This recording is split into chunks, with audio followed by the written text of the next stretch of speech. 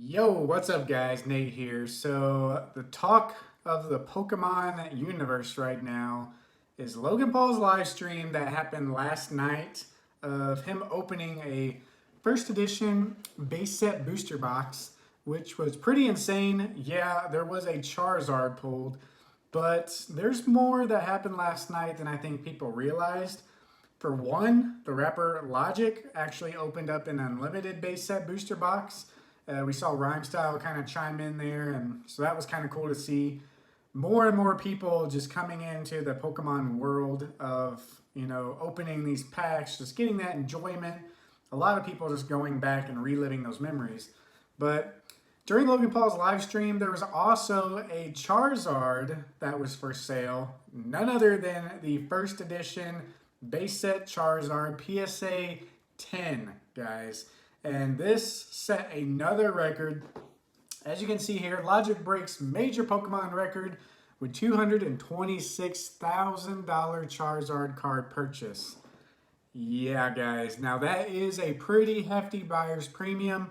I think he said on Twitter when they were watching this Charizard that he was the leader for the $180,000 Charizard, because I think it was at like $183,000. But with the buyer's premium, that's where we get the $226,000 mark. And that is just insane.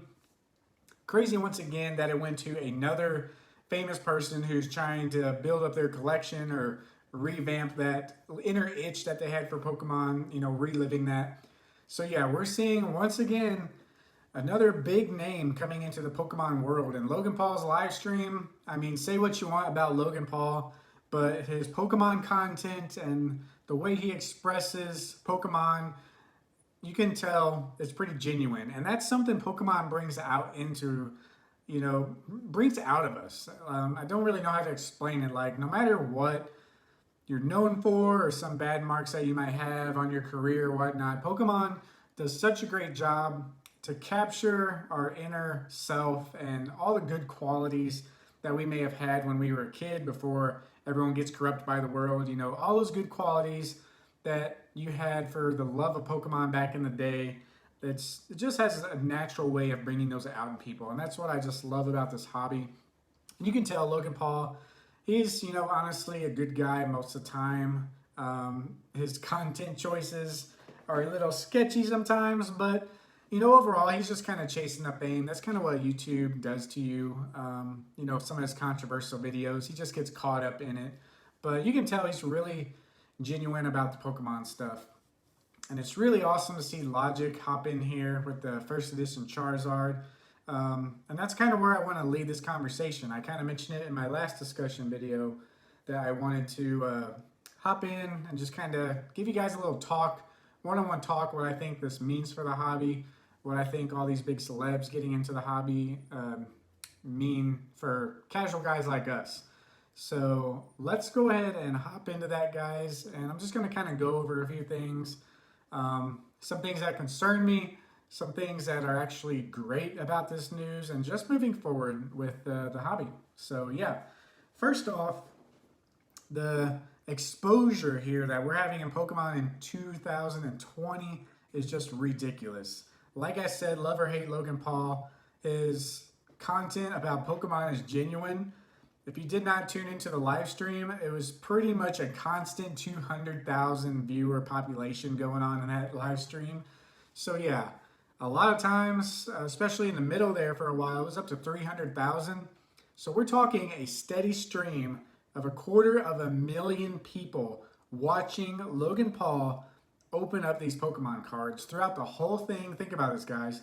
Throughout the whole thing, he's talking, he's sharing his knowledge. Granted that his knowledge might be a little skewed given his expert who was there on scene.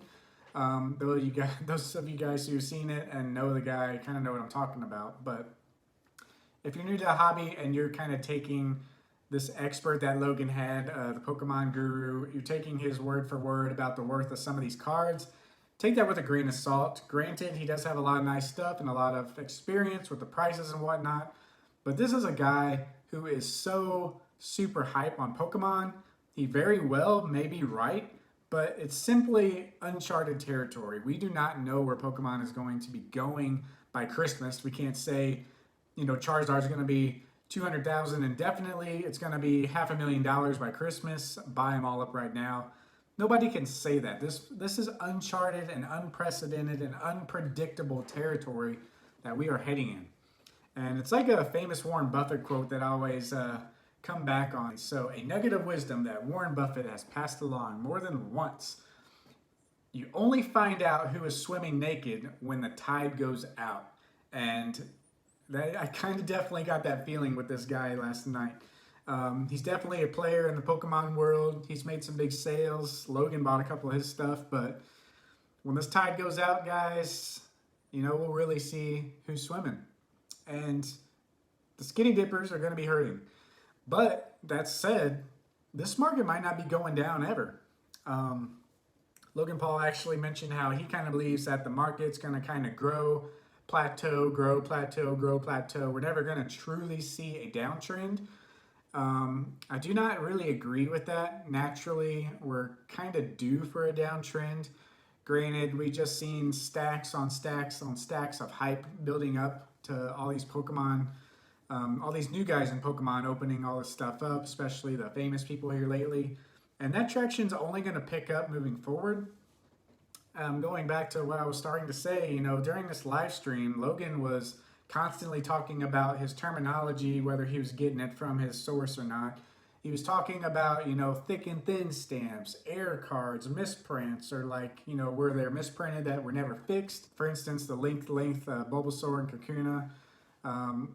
Talking about the gray stamps, talking about the condition, the cards being shifted left to right, the centering, talking about getting these cards graded and what their grade might be. He is not just a guy who's looking to capitalize on all these cards. He truly, like I said, he's passionate.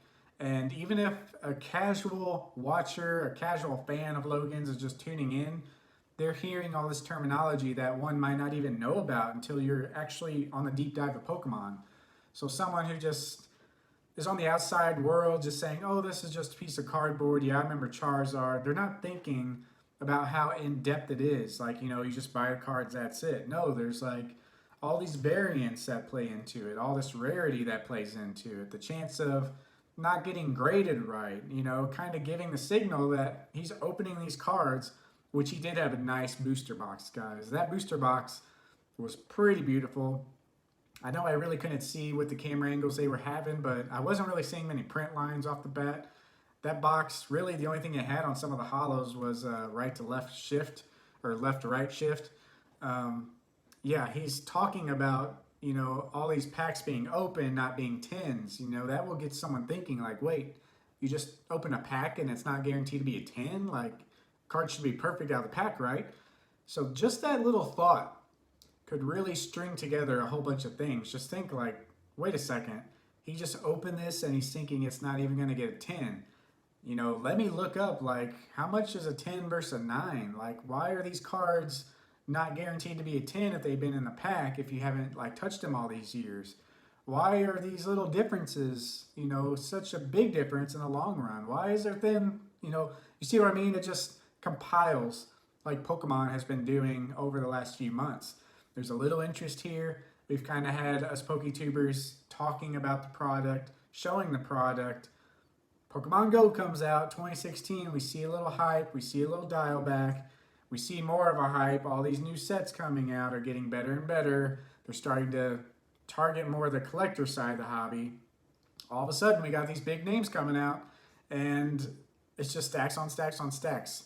It's a snowball effect, and it's only going to get bigger from here. Now, will we see some of the snowball melt? Possibly, but I just thought of a good analogy. Write this one down. If you think of it as a snowball, you build up as you go. But if the snowball melts, as you say, shaves off some of the outer rim, which you can consider Pokemon being the outer rim as these cards that are selling for record prices, no price is set unless you're consistently seeing it sold at that price. So if there's an outlier or something sticking out of the snowball and that's not consistent, it's eventually going to fall off and dial back closer to the ball itself. And the more we melt off that snowball, the more compact it gets and the more solid of a foundation we get. So you can kind of see it as like an inflation.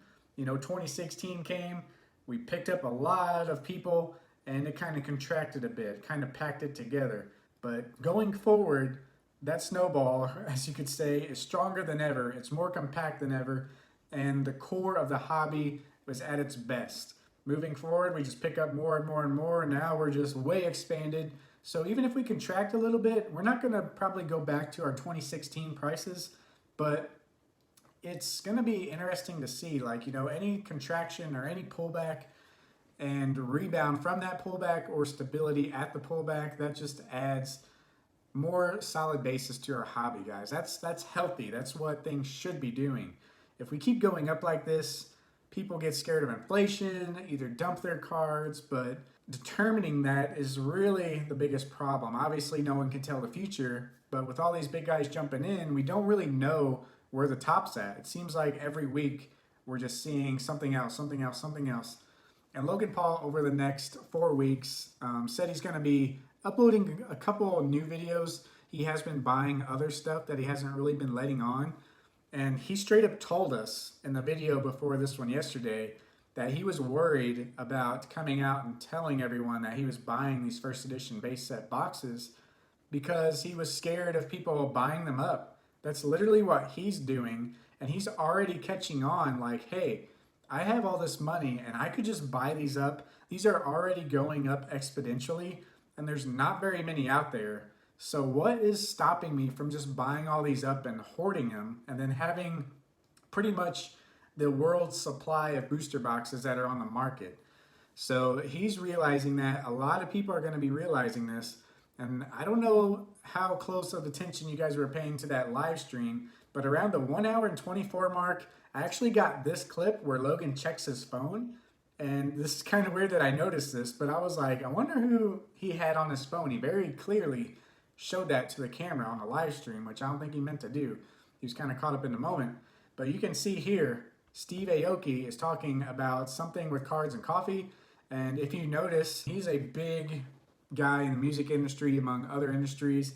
But you may have heard the news that he's opening a card shop, EDM.com. Steve Aoki is opening a shop with iconic sports memorabilia, Pokemon cards, and modern art. So there's already talks of Steve Aoki hopping in on this thing, and it's kind of ironic. We're seeing all these card shops that we used to love as a kid kind of get recreated to like more of a collectible, where like back then they were just trying to sell as much product to little kids as possible. Then the hype died down and they kind of went by the wayside. But now we're seeing a resurgence in the card store, guys. And if we had these big time collectible stores around, that would just be so awesome. But granted, I think this is going to be like a short-lived thing if the market kind of pulls back. But the sky's the limit, guys. If you have a little want list that you want of cards that are, WotC era especially, that's kind of where my concerns come in. A lot of people are going to be kind of bought out of this hobby at this price point. If you have some Wizards of the Coast set cards that you're interested in and you haven't bought them yet because you're just kind of catching up, I mean, we're going to get to a point where unless you're really making drastic jumps ahead, you're going to be priced out. And that's where the sad thing is about the hobby. Of course, you want everyone to get what they want, yet you want a healthy market.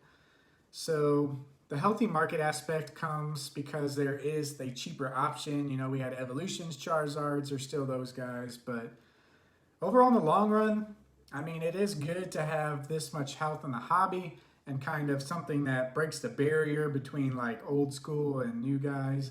But it's going to be a struggle moving forward. I guess I don't want to really touch on that too much because I kind of have this disconnect. Like with me, granted, I already have pretty much all of my WotC collection complete. You can see these binders back here. I really focused on Gen 1. These are just my Gen 1 binders base set through the gym sets that I like having out to look. It's like my snapshot of time.